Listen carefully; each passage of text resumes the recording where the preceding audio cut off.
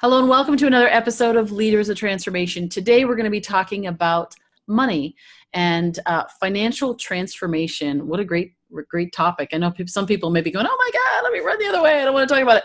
But you know what? We're going to have an awesome conversation. We have here Damion Lupo, and shout out to Interview Connections. They actually made the introduction. Cassie Steenblock actually reached out and told me and said, you need to have Damion on your show.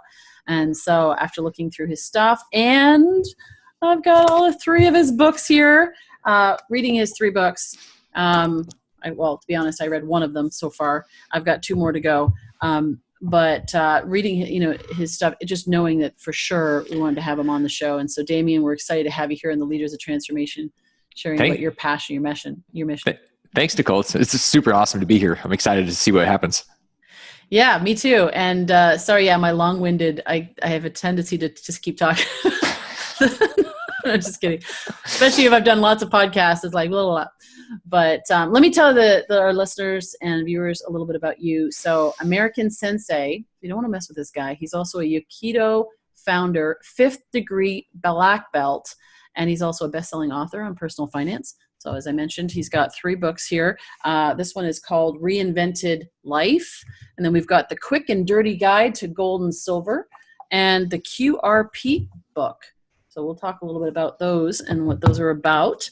But his mission is to free 1 million people from financial bondage. And, there's a lot of people that are struggling financially right now, more than ever. And that's an incredible mission to be focused on. And he wants to create a new 1% in America. And he's doing that through his books, through his trainings. Also launched a podcast called Transformation Nation Podcast. Woohoo! So we were laughing kind of about that because Leaders of Transformation, somebody had recommended I use the Transformation name. Transformation Nation coined that. And I was like, no, it doesn't feel right. And that was because obviously Damion was going to need to do. That was his message. So, but here we are, and we're talking about transformation. So I'm really excited to have him here with us, and also to have you here with us, listening in and tuning in. And, this podcast wouldn't exist without you. And it's our goal here with this is that we inspire you, that we equip you, educate you, give you some tools and some nuggets that will help you to become the leader of transformation that you're capable of being. Because I do believe that every single person listening, every single person watching, every single person on this planet is here for a reason and has a purpose, has value that they can bring to the world, that can make the world a better place.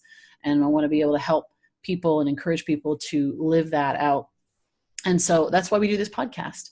And afterwards, I encourage you to go on leaderstransformation.com. Join our community. We've got lots of resources. And if there's anything we can do to support you on that journey, to becoming the leader of transformation that you are, then we want to support you in that. So with that, I'm going to shut up now, and I'm going to have Damion share with us. So Damion, you've got obviously this financial freedom that you're teaching, this financial transformation it goes deep into your own story, into where you started out. And having read your book and hearing your story, I think it's be very valuable for our listeners to kind of hear the beginning story of how you got to this point, and then we'll dive into some of the tools and recommendations that you have for our listeners. Okay. Well, one of the funniest things that I learned, it's one of the most painful things, was that when we think about finance, we think about money. Money is not freedom. Money is simply fuel. And I screwed this thing up for about 10 years, where I built a fortune of $20 million fortune, thinking that money was going to create freedom and it was going to create happiness. And the reason that the mission that you mentioned is so important, and I think that anybody that's truly going to be a transformational leader has to have one if you're going to touch your purpose, if you're going to touch your true potential, and I'll go all the way in, because that mission is so much bigger than you are. And if you're clear on it, it'll pull you harder, faster, completely. So what I realized after losing $20 million worth of my business, my assets, I said, okay, something's off here. And it was the universe saying, hey, you know what? You need to have something bigger than you. It's not just more zeros in your bank account. That's just more fuel. So if you're a fuel depot, that's great, but you're not the national oil reserve. You're here for something else. And that's where this mission came up. And what's fascinating is by going deep into that mission and building the confidence, which is what I think is freedom. It's not money, it's not cash flow, it's truly confidence. You're able to shift into a space of being truly free. And that's where you start to really have options, because money is kind of options. But if you don't have a mission, you're gonna end up getting more and more shackled because of more money. You see it all the time with people that have millions of dollars, and like look at people like Robin Williams, all the money in the world, all the talent in the world, and he kills himself. I mean, it's this confidence in creating something that's based on something more than just you and your own hedonistic tendencies, which is, we kind of all have that deep inside. So that was the shift. It was finding that there was something bigger than me and going into that space of discovery. And then it seems simple to free 1 million people from financial bondage, but it took about 4 years to figure out a bumper sticker for my life.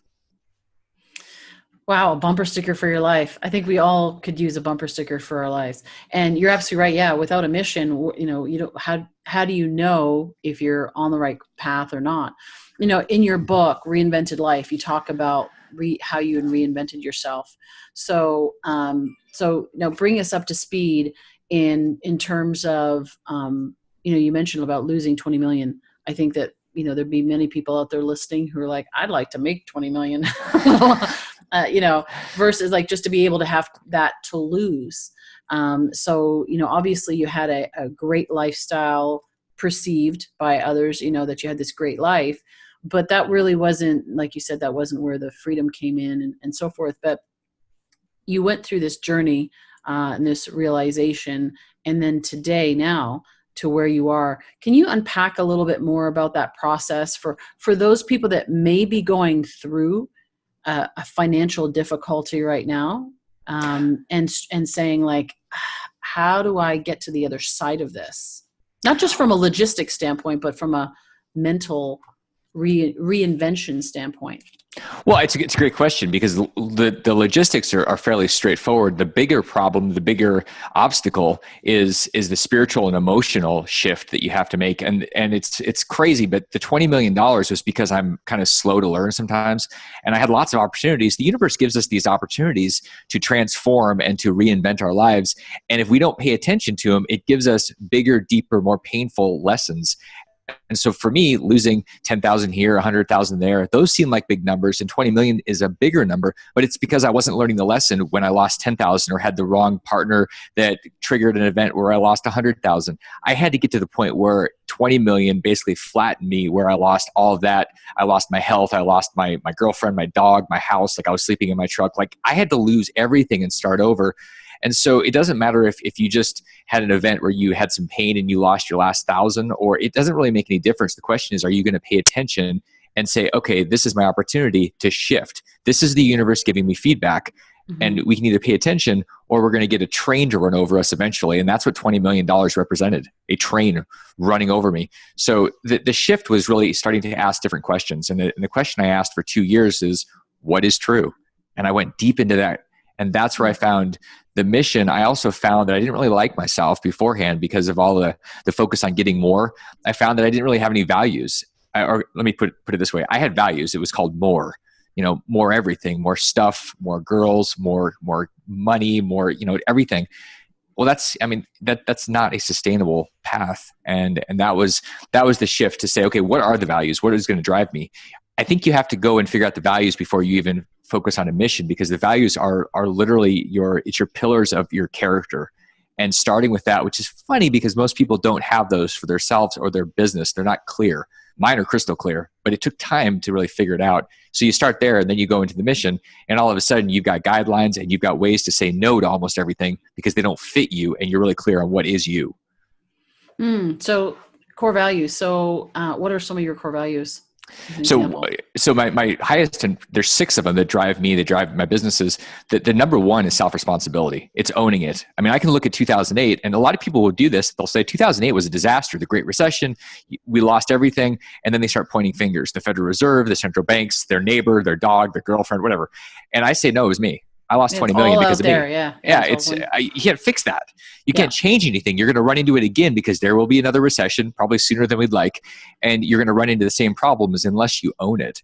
So the primary one is self-responsibility. And then there's transparency in relationships. So I believe in being very open. It's why I wrote Reinvented Life. It was to share that, really what I was, and the lessons there to one, memorialize it. And if you can write a book about your deepest, darkest secrets and who you really are, it sets you free into reinventing yourself. So that was part of the transparency, and really thinking about business and why we're here as more of a relationship versus this transactional thing. We're very used to Amazon and the push button. We get something when we push a button. That's a transaction. That's not a relationship.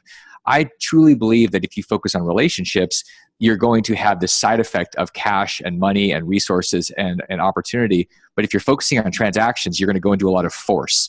And that's a big problem in general. So those are three of the big ones. The other three are 10x thinking and candor and growth. So one of the reasons 10x is such a big deal, and it's not just Grant Cardone's hustle mentality.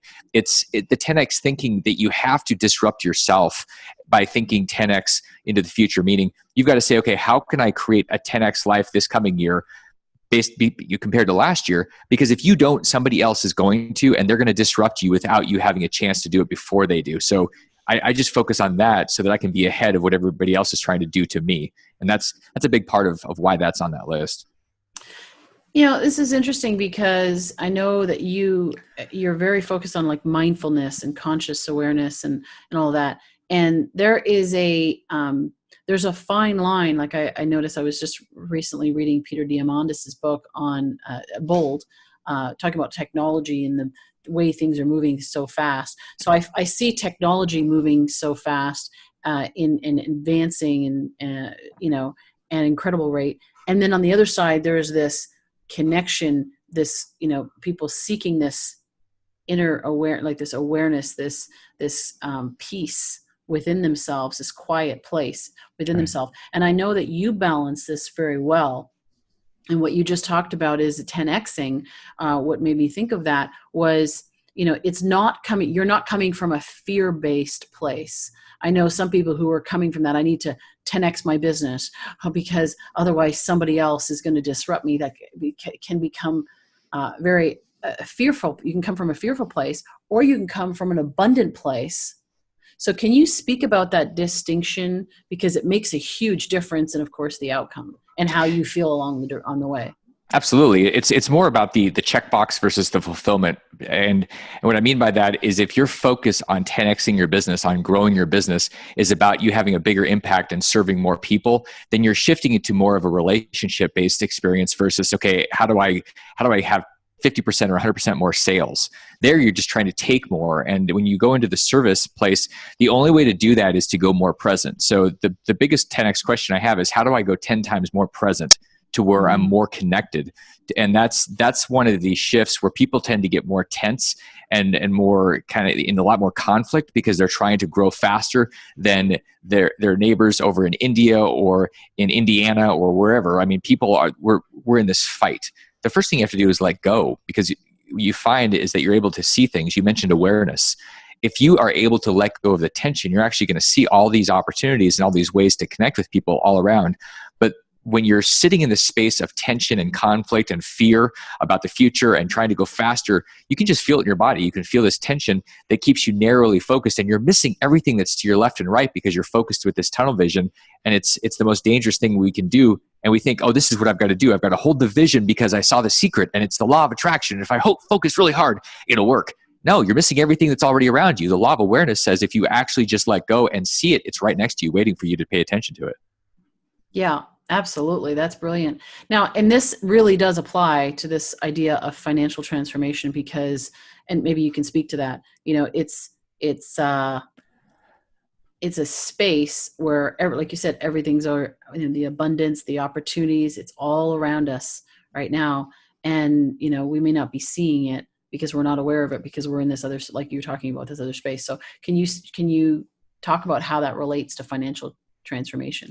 Yeah, I mean, I'll give you a great example of a good friend of mine that I was introduced to by another podcaster, and I was talking with him yesterday, and he said, I'm trying to figure out what I'm going to do. And I said, what do you care about? He goes, I care about these people. He's from Vietnam. I care about these people that are stuck, and I really want to help them. I want to build a school. I said, okay, you know what? We live in the 21st century. You can have a school tomorrow. It's called an online portal. People can go to internet cafes. There are these opportunities. And he goes, oh, I go, so what are you thinking about? He goes, well, I was thinking about starting an Amazon store. I said, So you're going to go into a transactional relationship where you're going to be a commodity. And he goes, well, if you put it that way, I said, so what is the bigger thing that you can do to serve more people? He goes, well, I could teach these people that have this great heart and this love for helping other people. I can help them become valuable to the world community by setting up a school to teach them skills. And I said, great. And he went, oh my gosh. And all of a sudden there's no conflict. There's not even any competition in that space for him to have that kind of mission. And he loves it. All of a sudden he's got a path. He's got something that's bigger than himself. And he's not there trying to figure out how to sell widgets on Amazon, which has nothing to do with his soul, his heart, or his purpose. Oh yeah, you're touching on it. There's how many times do we hear that where people's like, I'm going to go sell this on Amazon, and like, so what? So what'll happen then? You know? Yeah, absolutely. So, okay, let's give us, because I know you do have a lot of expertise in this area in terms of building this financial, and it's not just, we've been talking about it. It's not just money. It's so much more than that. So talk to us about what the drivers to this. You know, I know that you and I were talking about, and there my cat just arrived. I might also put him on here eventually. Yeah, the star of the Leaders of Transformation. So yes, I work from home and I love it. That's awesome. There you go. He's been sleeping the whole day up until now because, of course, anytime there's somebody with really, really good vibes and energy, he's always like, hey, I need to hang out and be with this person. You're magnetic, Damion. I love it. Totally. So yeah, let's talk about it in terms of drivers, human needs. I know we had a really good chat about that in terms of the choice people. Yeah, the first thing we have to understand is that there are really six human needs that Tony Robbins brought out. He kind of made famous. A lot of people touch on those. And what most of us focus on are the security and the significance. So we spend all this time trading our time for money because we think that more money or more house or newer cars or whatever is going to make us feel more secure. We surround ourselves. That's why mini storage is exploding, because people think more stuff is going to make them more safe or something. So we have all this stuff. And then the significance piece is where we keep getting new cars, because our 2015 isn't a good enough car. We got to have a 2018 and we got to have a Lexus because the Toyota is not good enough. So the significance piece and then having just better titles and all these things have nothing to do with anything that really deeply matters, but on a surface level, it matters. When you start to shift into the other pieces, and I've sort of renamed these based on what I think is most valuable, and I call that the peak pieces, and that's the people, the relationships, the environment, the experiences, and the contribution. And so logistically, if we start focusing on the contribution, if we focus on the work that we're doing and the charity, it starts to shift us at a spiritual and an emotional level, because we're able to say there's more than enough. That this generous action of giving, all of a sudden we go, wow, there's more. And it's a funny thing when you actually practice this, more and more comes to you almost effortlessly. And when you do work that matters, it's fascinating because you stop trying to focus on when you get out of the thing you do, like this whole retirement idea. Once I can get to this 60-year-old piece and I have $2 million in cash, then I can leave my life. Okay, that's a good indication that you're on the wrong path in the wrong life. So if you focus on work that really matters, all of a sudden you'll find that your financial freedom shifts because you're in the middle of something that's creating wealth. The problem, I think, for most people is that they're focusing on trying to hack their way into it overnight, and they're not allowing lag to catch up. And mastery and going deep into something where it's effortless takes years to really go deep into. Like becoming a black belt, you can go get a black belt. It takes 5 minutes, 2 clicks on Amazon or a sporting goods store, and you got a black belt. Or you can spend 5 or 10 years becoming a black belt. Most people won't do it. The reason it's so valuable is because it takes years of commitment. And that's where it's kind of lacking, because everything is so instant gratification, instant on, instant hack. And the shortcuts are what we look for instead of the deep dive into something that matters. That is so true. That is so true. Now, for the shift to happen and to do this, what do people have to let go of? Like, I know you alluded to it, but I think there is this really, it's releasing, it's embracing something, but it's also releasing something else. Well, one of the things we have to release is this feeling that we're inadequate, that we're not worthy of being able to do things. We're one of the messages we get from Wall Street, as an example, is that you're too damn stupid to be in charge of your money. So give your money to us and then go away and come back in 20 or 30 years and it'll all be okay. Yeah, they'll be rich and you'll be old. I mean, that is the problem. Right. that's not responsible. That's abdicating responsibility. It's the same thing if you hand money over to an insurance company and you say, hey, good, take my money and then I'll show up later and it'll still be there. Yeah, great. That doesn't do you any good. So logistically, what you have to start with is saying, okay, if it's my life, it's my responsibility. And I'm going to start to choose to understand deeply instead of saying, I don't get it. And I'm just not, it's not my thing. I'm not a numbers person. I hear that all the time. You probably do too. And if you're not a numbers person, how do you know if anything's working in business? Yeah. I hear business people all the time. I'm not a numbers person. I hate looking at numbers. Well, you get good at it because, or you need to somebody look at it, but you ultimately need to be the buck stops with you. You do need to look at the numbers. And how do you know if anything's proving? You don't know where you're at. You're you shooting don't. in the dark. No, and you asked about drivers. I mean, the drivers are important because they're the inputs. It's where you're spending your time because that's the one thing you can't get back. So where are you spending your time? Where are you spending your resources? I hear people saying, well, I'm going to go get a coach or I'm going to go get some advertising. I'm going to get some Facebook ads. And I go, great. How do you know what's happening? And why are you doing more? Well, they have no idea. They go, because so-and-so is doing it. Well, how do they know? Well, nobody's paying attention to the numbers. And so all you're doing is you're using your gut. Well, gut stands for something very simple. Remember this, gave up thinking. That's what's happening when you're using your gut. I mean, you've got to be present with what's true. And what's true is the numbers. There's a reason we don't focus on the numbers because we don't want to look at reality. We don't want to look. I can tell you everything about you if you show me your calendar, your credit cards, and your balance sheet. Those are all numbers, minutes and dollars. And I can tell you what you prioritize and I can tell you what your focus, your habits, your behaviors, and your values are. Yeah. Oh, so true. So true. All right. Well, I would be remiss to have somebody like yourself on this podcast and not talk about some of the practical things. You talk about gold and silver. You talk about qualified retirement plan. That's a QRP. So tell us a little bit about, so from the practical logistics standpoint, of how do you build wealth? What do you recommend for people today? Even like, I know cryptocurrency is a big topic right now. So people go, okay, so, I want to build this financial wealth. I know I need to get my mindset in the right place. I need to see the abundance of what's going on around me. Now what? So there's three things. One, you have to understand that our financial and monetary system is changing. It's 10 years from now, I don't think we'll recognize what it looks like. I think it's completely changing because of crypto and the blockchain. And so you have to understand, and the only way to really understand is to be in something. You cannot read a book about crypto and truly understand the speed and the efficiencies and everything else until you buy a little Bitcoin. You can do it with 20 or 50 bucks, but get in the game. I mean, it's critical because this is changing. And if you don't understand it, you're going to get run over by the train. The second thing is, understanding money and what real money is, not fiat, not that paper junk that we think is money, but understanding real money. The reason I like gold and silver so much is because it's like God's money. It's always been there. There's something inherently valuable. And when you hold an ounce of silver or an ounce of gold, there's something spiritual that happens. And I can't explain this, but I can tell you it's true. And if you try it, you'll get it. So I highly recommend you get some type of gold and silver just to hold it. It could be $500. But just understand what that experience is by having the experience.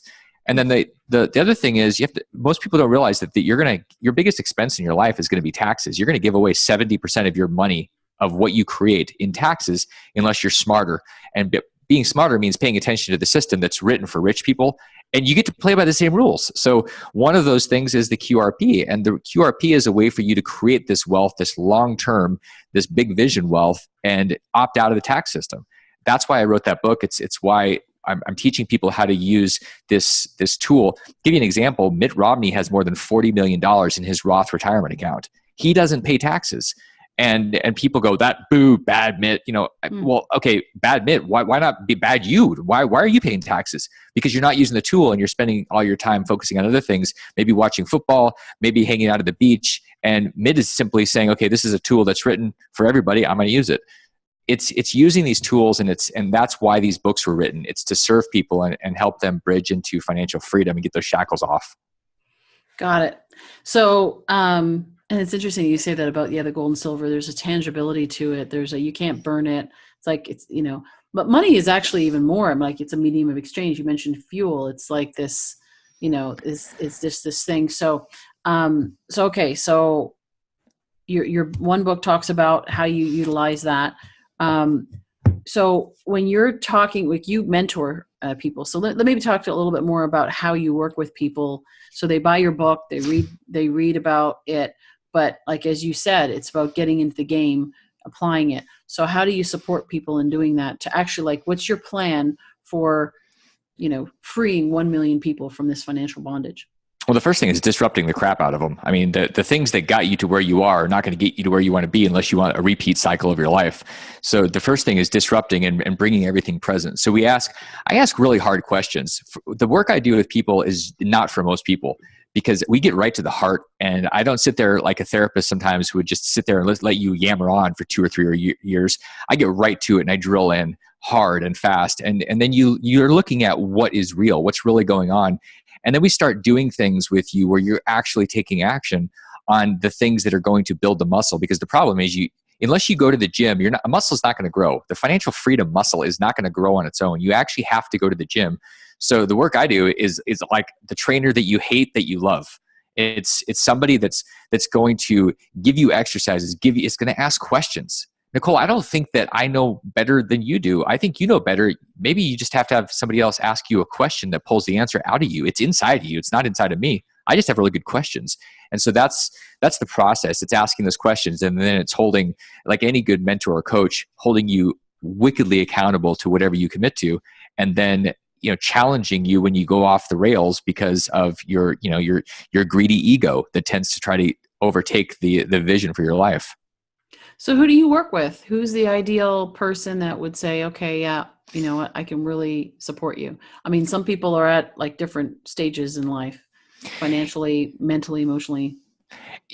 Typically, it's somebody that's been through a process. It's really hard to go through it. Like, I remember years ago, somebody that I was wanting to borrow money from for real estate said, "Hey, come to me after you've done 5 deals." And I went, "That's crap. I want to borrow money now. I'm ready to go." Another person said, "Come to me and I'll talk to you about working together and going into business after you've bankrupted a couple of businesses." And I said, "That is crazy. Why would you?" And I get it now, because after having started 42 businesses and losing a half a dozen of them in pretty, big flames and explosions and everything, I get it. Yeah. There's a total emotional experience. And so I'm looking for people that have gone through stuff and they say, "Okay, you know what? I've gone through stuff.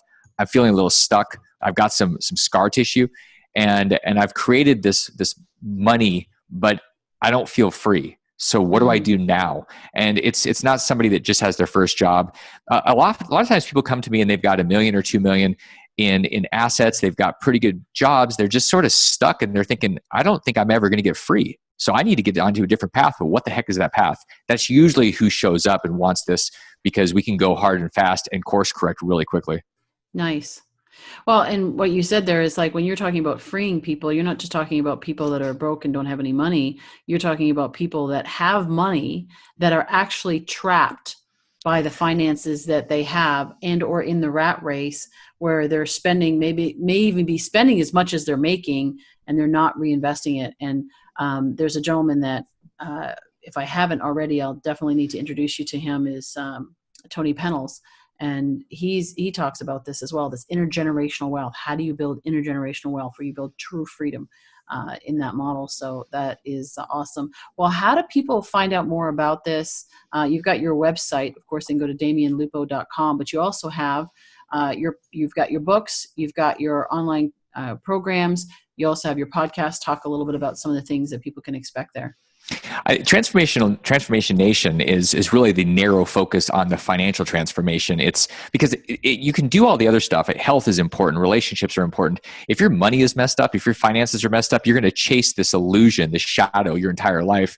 And so the work there is to have those conversations with people that are really giving us different ideas and working on this neuroplasticity, rewiring our brains with their ideas and what they're doing that's different. Because what we need to do really is to stop listening to mainstream nonsense and listen to shows like yours, where you're bringing out different thinking and new thinking and inspirational thinking, not CNN, where if it bleeds, it leads, and you're addicted to the thing because you think that you're going to get run over by something out there that's never going to touch you. You're not going to be eaten alive, but they want you to think you will be if you don't stop watching. So Transformation Nation is inspirational and motivational, and it's going to create some perspiration as well.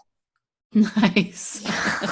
Inspiration. What was it? Inspiration, motivation and perspiration. Sweet. I love that. Well, and you know what? I love having the conversations about disrupting people's thought process. I know I love that for myself when people challenge me, like even just reading your books and listening to you. And, when you hang around, and I'm sure you've had this experience as well, you hang around people that have big visions and have a disruptive perspective, it jangles you, and yet it expands you in that process, because we are so stuck in this small box.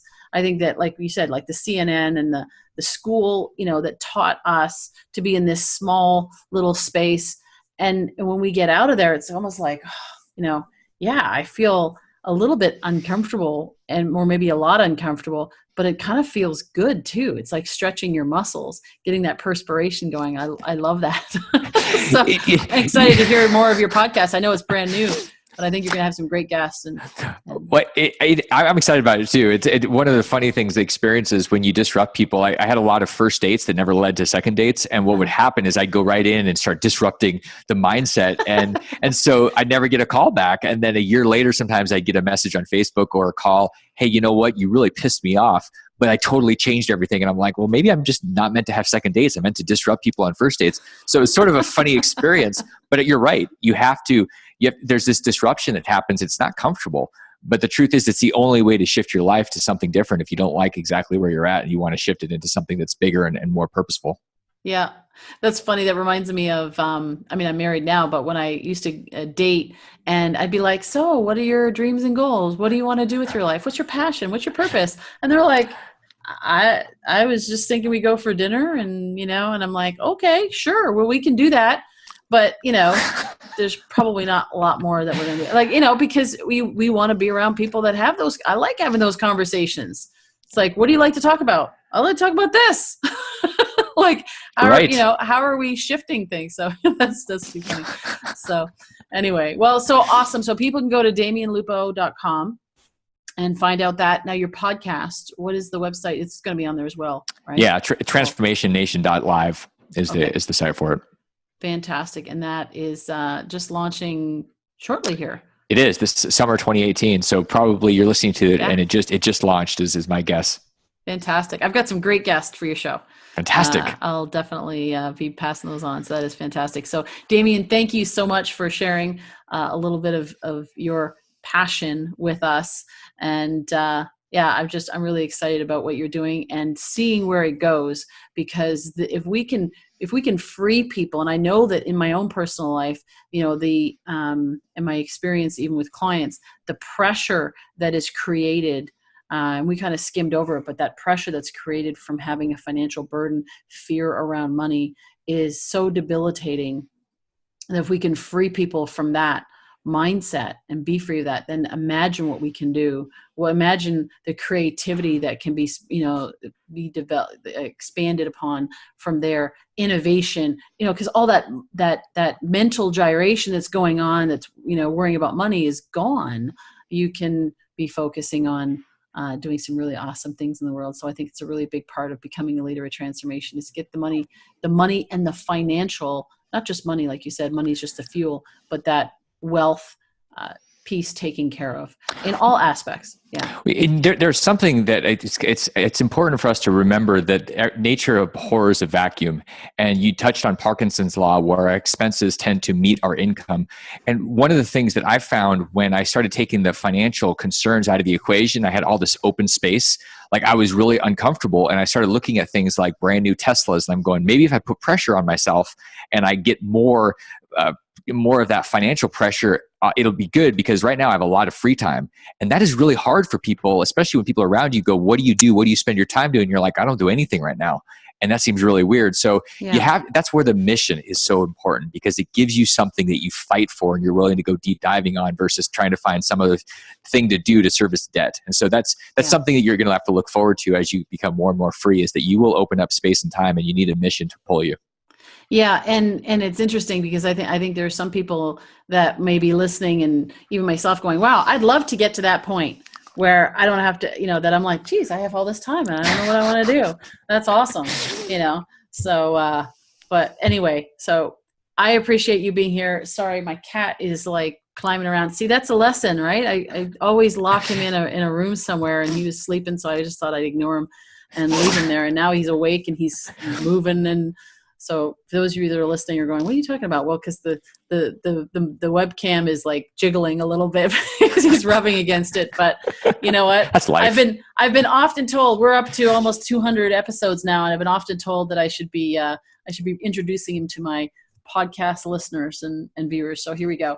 There's my cat. He has that kind of life. He's like, what do I do now? I don't know what to do. No, just kidding. Tangent.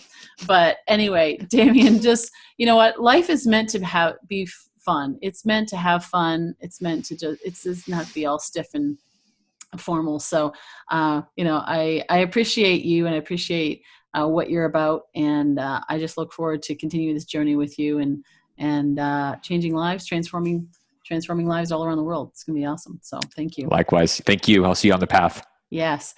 And for our listeners out there, I encourage you to take action on something that you heard today. You know what? Transformation doesn't happen until you make the move. Yes, it starts up here in our mindset, how we think, and that shift that we've been talking about here. But it really translates when you actually take action on it. You know, more information isn't what you need. You need to ask those questions and then apply those, you know, apply what you discovered out of that. And I remember when we started, Damion said, what is true? What is true? Even asking yourself that question, saying, what is true? You know, and just exploring that, you know, and looking at what is your life about? What are your core values? What's important to you? What are your drivers? You start to consider that if you haven't already. And then if you're further along the path and you say, I know that, and I need to figure out the next stage, well, take action. Something here, I hope that, you know, something here we said will inspire you to take that next action in your life, whether it's getting your financial freedom put in place, whether it's, you know, taking more time for relationships, whether it's investing and focusing more on the mission. Maybe it's saying no to things. There's a lot of wisdom that we talked about here and that Damion shared, is, you know, saying no to things so that you can say yes to the things that are truly important to you. Whatever it is, leaders of transformation, take action. Do something today, not next week, not next month, today, that will move you forward. And we look forward to hearing about that. And we look forward to hearing what you're doing, how you're making an impact in the world. So we encourage you to go on leadersoftransformation.com, reach out to us there, find us on Facebook, Twitter, Instagram, and connect with us, follow us, share with us what you're doing. And we'd love to hear about it. So with that, thank you. Have a great day and continue to make a difference out there. We'll see you in the next episode of Leaders of Transformation real soon.